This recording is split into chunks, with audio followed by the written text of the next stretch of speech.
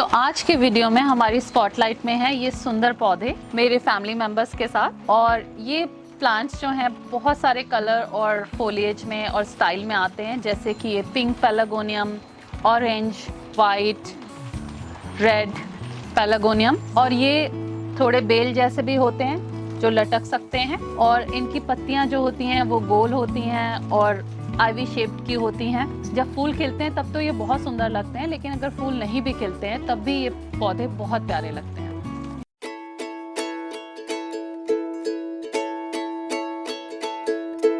पेलागोनियम, जिसको जिरेनियम भी कहते हैं, क्योंकि इसको पहले जिरेनियम जीनस के अंदर रखा गया था, बट अभी ये पेलागोनियम जीनस के अंदर है। इस वीडियो में हम जानेंगे कि इस प्लांट को कैसे हम ग्रो कर सकते हैं कटिंग से विदाउट एनी कॉस्ट, और आप इतने सारे प्लांट्स बना सकते हैं। और इसमें हमें क्या फर्टिलाइजर एप्लीकेशन करना है, कैसे मिट्टी इसकी बनानी है, पानी कितना डालना है और कब डालना है, ये कहाँ ग्रो करता है, और ये सारी जानकारी हम इस वीडियो में देंगे।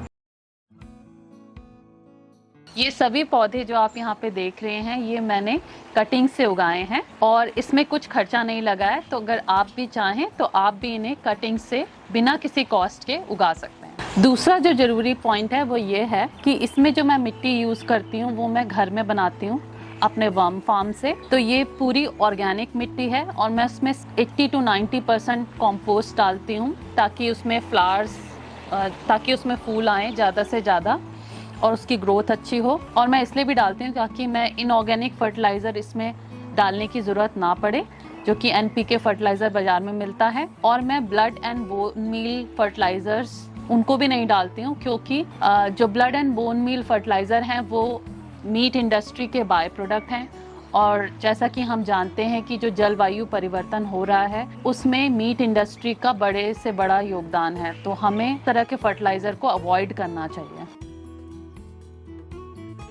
इन प्लांट्स को खुली धूप चाहिए, तो आप जहाँ भी लगाएं, चाहे आप गमले में लगाएं चाहे मिट्टी में लगाएं, लेकिन वहाँ पे धूप अच्छी होनी चाहिए। इन प्लांट्स को उगाना और इनकी देखभाल करना बहुत ही आसान है। जब मैं ये ऐसा कह रही हूँ तो हम ठंडी जगह में रहते हैं, तो वार्म ठंडी जगहों में ये अच्छे ग्रो करते हैं। और अगर आप गर्म जगहों में रहते हैं, जैसे ट्रॉपिकल और सब ट्रॉपिकल एरियाज़ में रहते हैं, तो आपको इनको उगाने में दिक्कत भी हो सकती है। अगर हम इन प्लांट्स की केयर देखें तो इनको बहुत कम केयर की ज़रूरत है। सिर्फ ये जो पुराने फूल हैं इनको और पुरानी पत्तियां हैं, इनको हमें रिमूव करते रहना चाहिए रेगुलर बेसिस पे, और ये काफ़ी है इनकी अच्छी ग्रोथ के लिए। इन प्लांट्स को स्टॉक्स बिल भी बोलते हैं, और वो शायद इसलिए बोलते हैं कि ये स्टॉक की जो बीक होती है उसकी तरह लगते हैं इसकी बड्स, और शायद इसका जो स्टेम है ये भी उसके लेग की तरह लगता है, इसीलिए इसे स्टॉक बिल बोलते हैं। अब हम देखते हैं कि मदर प्लांट से नए पौधे हम कैसे बना सकते हैं। तो इसके लिए सही समय है जब फूल आने बंद हो जाएं, यानी कि हेमंत ऋतु। और जो टहनी हम सेलेक्ट करेंगे वो ऐसी होनी चाहिए जिसकी चौड़ाई पेंसिल के मोटापे के बराबर हो या उससे थोड़ी ज़्यादा हो, और 5 से 6 इंच की टहनी हम सेलेक्ट करना है।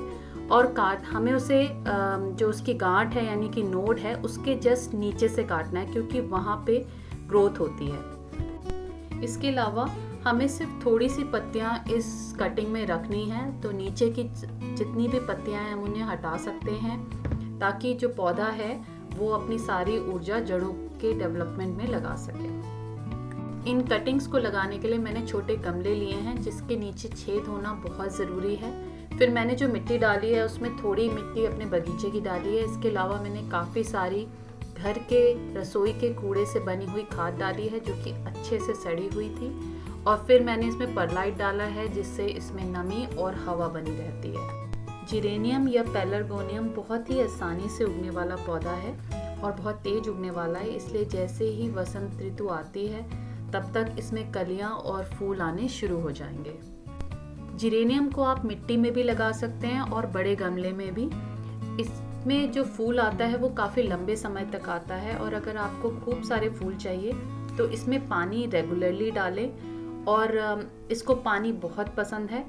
जिरेनियम के लिए जो खाद चाहिए उसमें फॉस्फोरस की मात्रा ज़्यादा होनी चाहिए, क्योंकि फॉस्फोरस फूलों के लिए ज़रूरी होता है और नाइट्रोजन भी ज़्यादा होना चाहिए जो कि पत्तियों के लिए ज़रूरी होता है। और आप खाद घर पे भी बना सकते हैं, ऑर्गेनिक खाद केले के छिक्कल से। अगर आप जिरेनियम गमलों में लगा रहे हैं तो बहुत तेज गर्मी से बचाने के लिए आप गमलों को साथ भी रख सकते हैं और गमलों को मिट्टी में भी रख सकते हैं ताकि वो नीचे से पानी अब्सॉर्ब कर सकें। हम सबको रंग पसंद है और पेलार्गोनियम के ये सुंदर प्लांट्स हमारे घर में वो रंग बिखेर सकते हैं और ये हमें तभी पता चलता है जब हम इन्हें देखें या फिर इनको अपने घर में लगाएं। तो मैं आशा करती हूँ कि आप इन प्लांट्स को अपने घर में लगाएंगे और अपने घर को सुंदर बनाएंगे। धन्यवाद।